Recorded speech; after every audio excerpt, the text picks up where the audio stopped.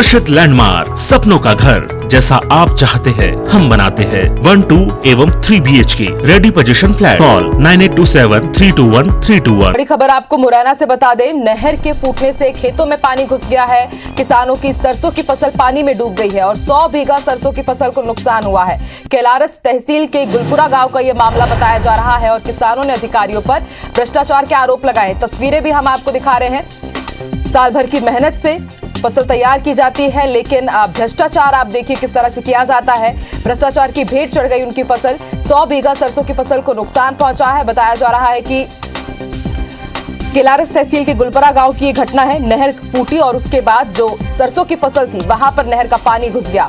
ग्रामीणों का कहना है कि नहर बनाने के दौरान काफी भ्रष्टाचार किया गया है और उसी कारण इनकी फसल को नुकसान पहुंचा है। और ज्यादा जानकारी के लिए बात करेंगे हमारे सहयोगी सत्येंद्र से। सत्येंद्र, कहां का ये मामला है? कुछ कार्रवाई हुई, कुछ राहत दी गई क्या ग्रामीणों को?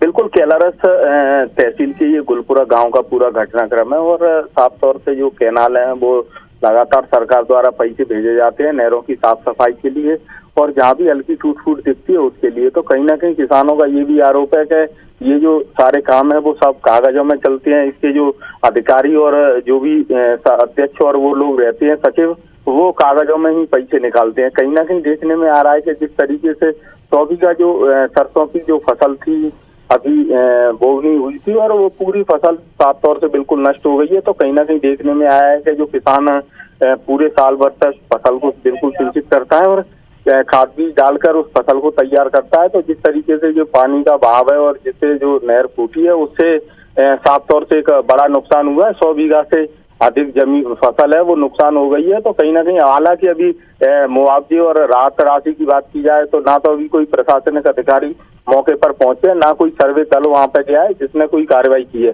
तो कहीं ना कहीं जो किसान आरोप लगा रहे हैं जिस तरीके से जो नहरों के काम कराए जाते हैं वो कहीं ना कहीं भ्रष्टाचार के चपेट में आते हैं और इसीलिए किसानों के जो लगातार नुकसान होते हैं और लगातार जो नहरें फूटती हैं वो भी एक बड़े सवाल सामने आते हैं। अगर सही काम कराए जाएं और जो अधिकारी हैं वो समय समय पर मॉनिटरिंग करें और जब पानी आता है तो क्योंकि छोटे नहरों या कैनाल हों सभी मॉनिटरिंग की जाए और जो पानी निकाला जाता है उसको सही निकासी मिले, तो इस तरीके की जो घटनाएं सामने आती हैं। सत्येंद्र, आपसे ये भी जानना चाहेंगे, ये नहर कब बनी थी, कितने साल पुरानी है ये?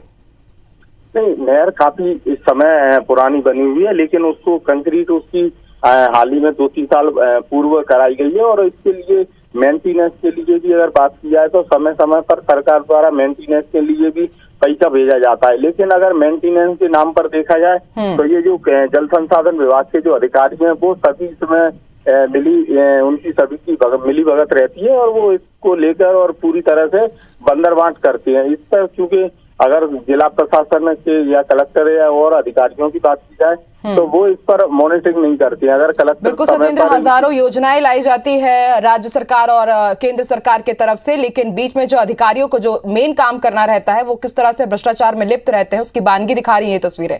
शुक्रिया सत्येंद्र पूरी जानकारी के लिए।